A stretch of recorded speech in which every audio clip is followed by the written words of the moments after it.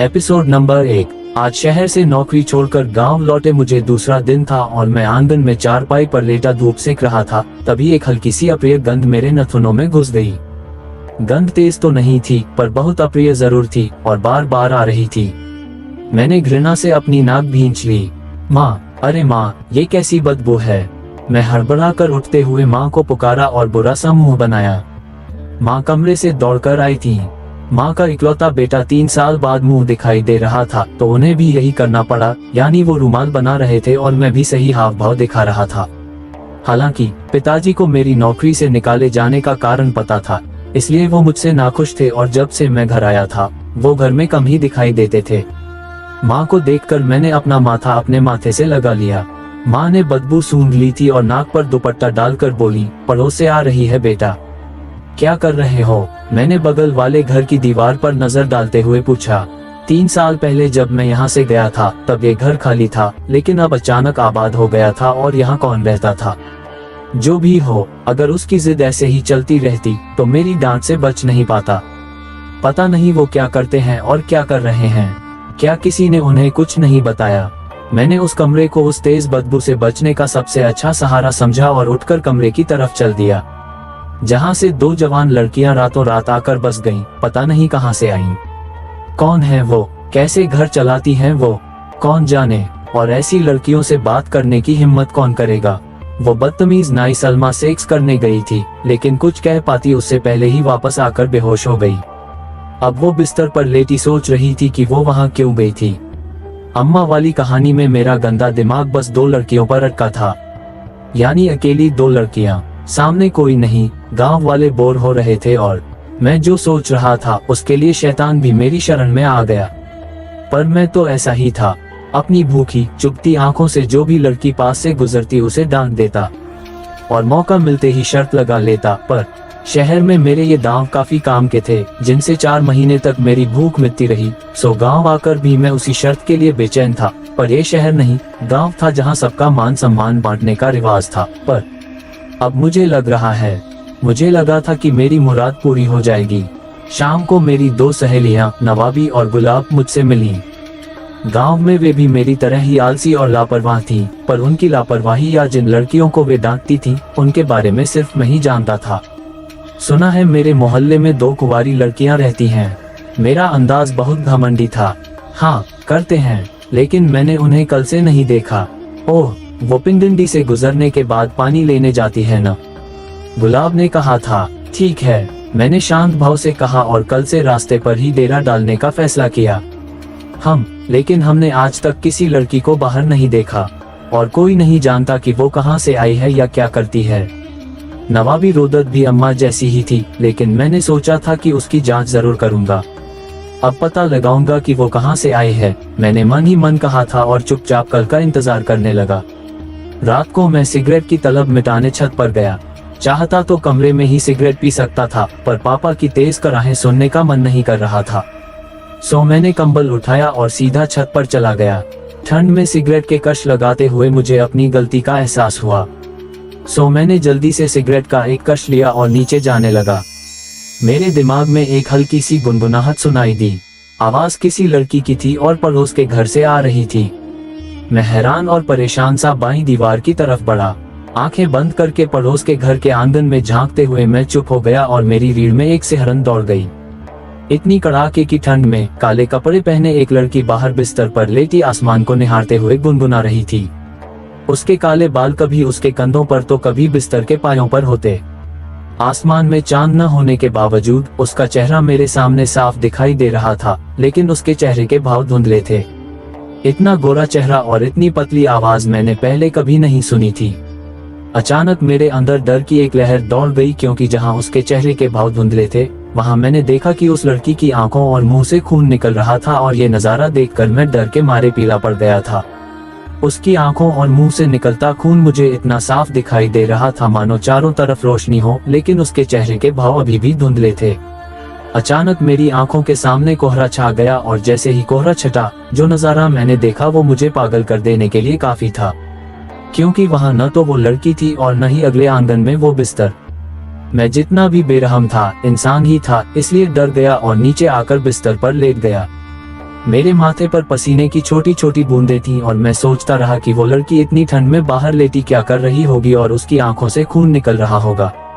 मेरे शरीर में एक सिहरन दौड़ गई। भगवान की कसम, मैं सुबह उठूंगा। नींद आ गई और फिर जब भोर में मेरी आंख खुली तो मैं रात वाली घटना भूल चुका था। तैयार होकर मैं नवाबी और गुलाब के साथ उस पगडंडी पर आ गया जहां से इस कुंवारी फूल को गुजरना था। मेरे हाथ में दरांती थी और कुछ कर गुजरने का दृढ़ संकल्प। और उस समय यहाँ से लोग बहुत कम गुजर रहे थे क्योंकि आज कोहरा और ठंड बहुत थी। ठंड की तीव्रता के कारण मुझे भ्रम हो रहा था कि यह कुंवारी फूल आज नहीं आएगा, लेकिन नवाबी ने कहा था कि वह यहाँ से गुजरेगी, चाहे तूफान में, बाढ़ में, लेकिन गुजरेगी जरूर। अचानक जब हम ऐसे ही बातें कर रहे थे, पायल के फुसफुसाने की आवाज आई।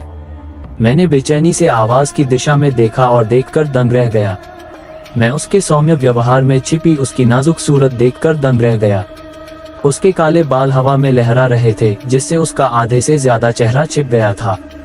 बस एक आंख और थोड़ा सा माथा दिखाई दे रहा था, जिससे मेरा बेचैन दिल और भी जोर से धड़कने लगा।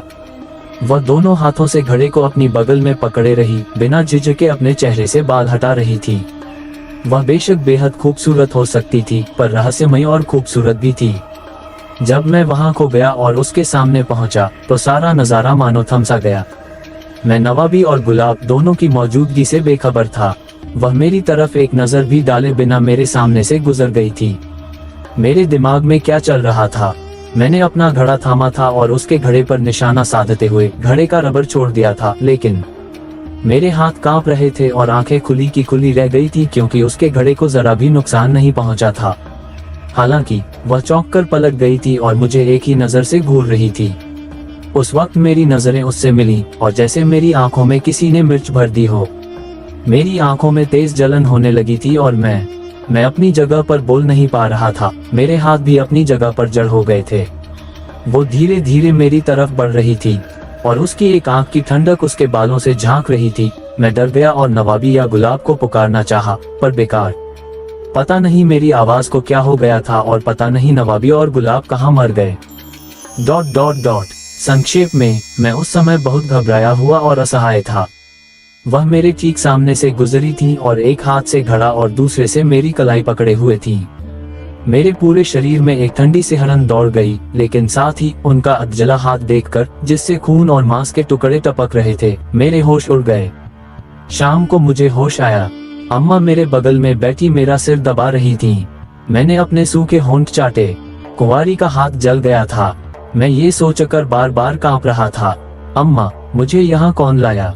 मैंने दर्द से टूटते शरीर को हिलाते हुए और तकिए से पीठ टिकाते हुए पूछा। कौन लाया? तुम कब गई थी? अम्मा ने मेरे बालों को सहलाते हुए पूछा। तुम्हें बुखार है? जब मैं कमरे में आई थी तब तुम्हें बुखार था। अम्मा के शब्दों ने मेरे अस्तित्व को झकझोर दिया। ऐसा कैसे हो सकता है कि मैं नवाबी और गुलाब के साथ कुंवारी का फूल देखने पगडंडी पर गया था और वहां से कब वापस आया? नहीं माँ, मैं नवाबी के साथ घर से निकली थी। मैंने अपनी बात पर जोर दिया।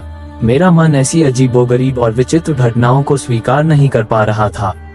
हाँ, मेरा चांद घर से निकला था, लेकिन 2 घंटे के अंदर ही तुम लौट आए थे और खो गए थे और फिर कमरे में आकर सो गए थे। माँ ने मुझे हैरानी से देखते हुए विस्तार से बताया। मैं खुद आई थी माँ, या तुम नवाबी ले आए हो? मुझे तसल्ली नहीं हो रही थी। क्यों? नागर अम्मा को झूठ बोलने की क्या जरूरत थी? बेटा खुद अपने पैरों चलकर आया। माँ थोड़ी बेचैन हो गई और मुझे अजीब नजरों से देखने लगी। मैं माथा रगड़ते हुए मैंने तड़प कर सोचा, मैं किस गोरख धंधे में पड़ गई थी या मैंने सपना देखा था? मैं पगडंडी पर गई और वापस आ गई। मुझे वापस आना याद क्यों नहीं आ रहा? तो आराम करो बेटा, मैं तुम्हारे लिए कुछ खाने को लाती हूँ। माँ उठकर बाहर चली गई थी और मैं तकिए पर पीठ टिकाए सोच रहा था। अचानक मुझे फिर से वही शोर सुनाई दिया जो रोज पड़ोस के घर से आता था। पहले तो मैंने सोचा कि कुंवारी कलियों का ख्याल दिल से निकाल दूं, पर फिर अचानक रहस्य की तलाश के पागलपन ने मेरे दिमाग पर कब्जा कर लिया और मेरे कदम छत की तरफ बढ़ने लगे। जैसे जैसे मैं कदम बढ़ा रहा था, मेरा दिल बहुत तेजी से धड़क रहा था और मेरे माथे पर पसीने की छोटी छोटी बूंदें थीं। मैं अनजाने में और अनजाने में बगल वाली दीवार की तरफ चला गया और आंगन में झांका। आंगन में कुंवारी एक छोटे से बर्तन में बैठी चम्मच हिला रही थी और चम्मच शायद उसके पकाए खाने का था। मैंने देखा कि बर्तन में मांस के बड़े बड़े टुकड़े थे, पर मुझे समझ नहीं आ रहा था कि मांस क्यों पक रहा है। इतनी बुरी गंध, इतनी अप्रिय कि मुझे उबकाई आने लगी और क्या उसे खाना बनाने का मन नहीं था। मुझे घिन आने लगी। अचानक मुझे लगा कि किसी की तीखी नजरें मुझ पर हैं। मैंने इधर उधर और बगल वाले पूरे आंगन में देखा, पर वहाँ कोई नहीं था, जबकि आंगन में खाना बना रही कुंवारी लड़की की पीठ उसकी तरफ थी और शायद वो मेरी मौजूदगी से बेखबर पूरे जोश से अपना काम कर रही थी। पर मुझे साफ साफ किसी की तीखी नजरें महसूस हो रही थीं। और ये आंखें बगल के आंगन से लगातार आ रही थी, पर आंगन मिट्टी के चूल्हे और कुंवारी लड़की के अलावा बिल्कुल खाली था। पर मैं भी वहीं खड़ा रहा, पूरी तरह से बहादुरी से। वीडियो को लाइक करें और दूसरा भाग सुनने के लिए चैनल को सब्सक्राइब करें। अब तक आपको कहानी कैसी लगी? कहानी पर कमेंट करके अपनी राय जरूर दें।